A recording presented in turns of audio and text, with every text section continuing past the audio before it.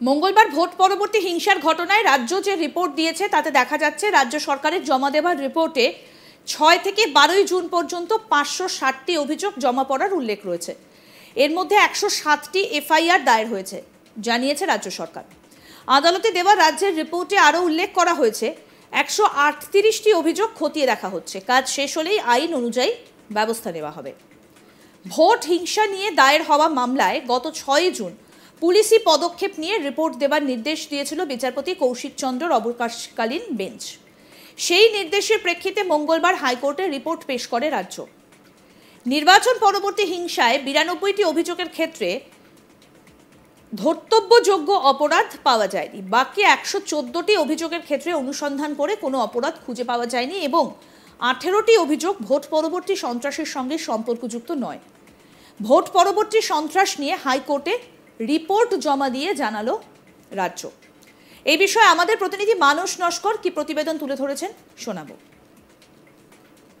Vote পরবর্তী হিংসার মামলায় কলকাতা হাইকোর্টে রিপোর্ট পেশ করলো রাজ্য সরকার এবং সেই রিপোর্টে তারা জানালো যে গত 6 জুন থেকে 12 জুন পর্যন্ত রাজ্যের ডিজি ডিরেক্টর জেনারেলের ইমেল আইডিতে যে সমস্ত অভিযোগ জমা পড়েছে, মোট সেই অভিযোগের সংখ্যা হচ্ছে 560টি, যার মধ্যে থেকে 107টি ঘটনায় এফআইআর দায়ের করা হয়েছে। অর্থাৎ এই 107টি ঘটনা ভোট পরবর্তী হিংসার সঙ্গে সরাসরি যুক্ত বলে স্বীকার করে নিল রাজ্য সরকারই। এছাড়াও 138টি অভিযোগের ক্ষেত্রে সেই অভিযোগ আদৌ ভোট পরবর্তী হিংসা কিনা তাই স্ক্রুটিনির পর, অর্থাৎ সেগুলো খতিয়ে দেখা হচ্ছে ভোট পরবর্তী হিংসার সাথে তার যোগ রয়েছে কিনা। এছাড়াও আরও একাধিক হিসেব দেওয়া হয়েছে, যেখানে বলা হয়েছে রাজ্যের তরফে যে 92টি ঘটনা যে অভিযোগ 92টি অভিযোগের ক্ষেত্রে সেগুলোকে ধর্তব্যযোগ্য অপরাধ হিসেবে গণ্য করা যেতে পারে না। 114টি ক্ষেত্রে অনুসন্ধান করে কিছু খুঁজে পাওয়া যায়নি।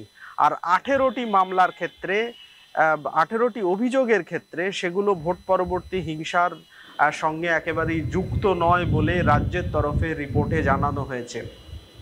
বিচারপতি হরিশ ট্যান্ডন ও বিচারপতি হিরণময় ভট্টাচার্যের ডিভিশন বেঞ্চে রাজ্য সরকার প্রাথমিক রিপোর্ট পেশ করেছে।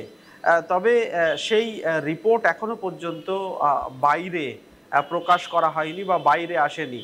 পুরোটাই আদালতে রাজ্যের তরফে পেশ করা হয়েছে রিপোর্ট এবং সব পক্ষকে এই রিপোর্টের কপি দেওয়া হয়েছে। পরবর্তী আগামীকাল আদালতের দ্বিতীয়ার্ধে সেই মামলার শুনানি রয়েছে, সেখানে রাজ্যের তরফে আরও বিস্তারিত জানানো হবে যে ভোট পরবর্তী হিংসার ঘটনায় এখনো পর্যন্ত কি অভিযোগ, কত অভিযোগ দায়ের হয়েছে এবং সেই অভিযোগের পরিপ্রেক্ষিতে রাজ্য সরকার কি পদক্ষেপ করেছে তা বিস্তারিত রাজ্য সরকার আগামীকাল জানাবে। একই সঙ্গে এই সমস্ত রিপোর্টের পরিপ্রেক্ষিতে রাজ্যের ভোট পরবর্তী হিংসার পরিস্থিতি, বর্তমান পরিস্থিতি খতিয়ে দেখে রাজ্যে কেন্দ্রীয় বাহিনী আরও কিছুদিন রাখা হবে কি না সেই নির্দেশ দেবে কলকাতা হাইকোর্ট। আগামীকাল বেলা 2টোর সময় এই মামলা শুনানি রয়েছে। তবে আদালত সূত্রে আমরা যেটা জানতে পাচ্ছি যে সম্ভবত রাজ্যে কেন্দ্রীয় বাহিনীর সময়সীমা আরও কিছুদিন বাড়াতে পারে কলকাতা হাইকোর্ট, তেমনটাই আগের দিনের শুনানি থেকেও ইঙ্গিত পাওয়া গেছিল। এবং কেন্দ্রের additional solicitor general Ashok Chakraborty তিনি আদালতে পরিষ্কার জানিয়েছিলেন যে রাজ্যের বাস্তব বর্তমান পরিস্থিতির দিকে তাকিয়ে আদালত যদি মনে করে যে আরও কেন্দ্রীয় বাহিনী কিছুদিন এই রাজ্যে থাকা প্রয়োজন রাজ্যের মানুষের আত্মবিশ্বাস বাড়ানোর জন্য এবং রাজ্যে শান্তি শৃঙ্খলার পরিস্থিতি বজায় রাখার জন্য রাজ্যে কেন্দ্রীয় বাহিনীর নিরাপত্তারক্ষীদের থাকা প্রয়োজন, সেক্ষেত্রে কেন্দ্রীয় স্বরাষ্ট্র মন্ত্রকের কোনো অসুবিধা নেই।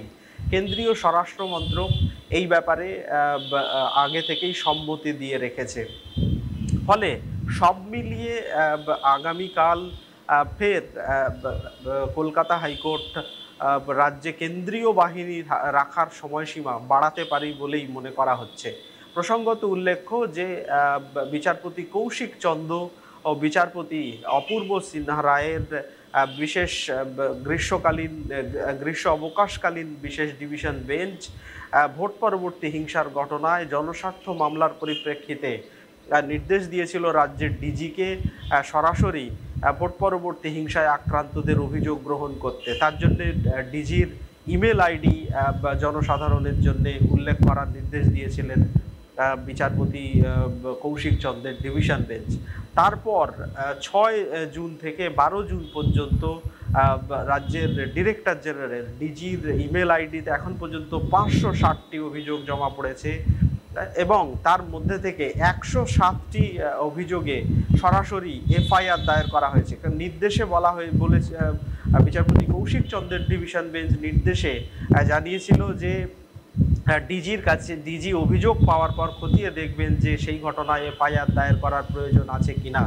যদি মনে করেন তাহলে সরাসরি স্থানীয় থানাকে তিনি নির্দেশ দেবেন এই ঘটনায় এফআইআর গ্রহণ করতে।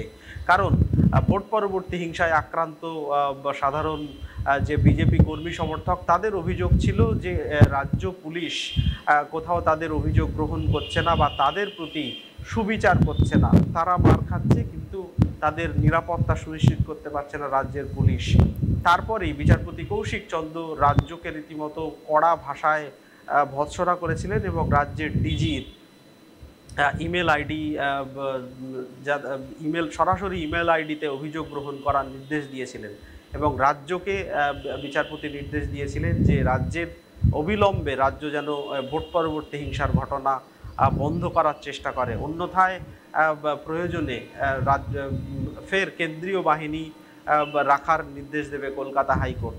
যদিও তারপরে সেই মামলা বিচারপতি হরিশ টন্ডন ও বিচারপতি হিরণময় ভট্টাচার্যের ডিভিশন বেঞ্চে আসে এবং সেখানে এর আগে কেন্দ্রীয় বাহিনীর সময়সীমা 19 জুন থেকে 21 জুন করা হয়েছিল।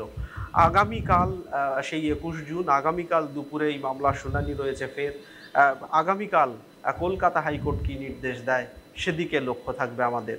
তবে বিরোধী দলনেতা শুভেন্দু অধিকারী সহ বিজেপি নেত্রী প্রিয়াঙ্কা টিবরিওয়াল এবং আরও অন্যান্য মামলাকারীদের দায়ের করা মামলায় রাজ্য কার্যত স্বীকার করে নিয়েছে যে রাজ্যে ভোট পরবর্তী হিংসার ঘটনা ঘটেছে, যেটা কোথাও রাজ্যের অ্যাডভোকেট জেনারেল আদালতে অস্বীকার করার চেষ্টা করছিলেন।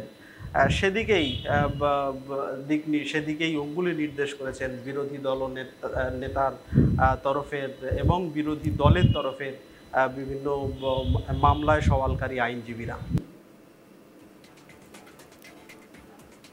আরও আপডেট পেতে দেখতে থাকুন আজ তাক বাংলার ইউটিউব চ্যানেল, সাবস্ক্রাইব করুন।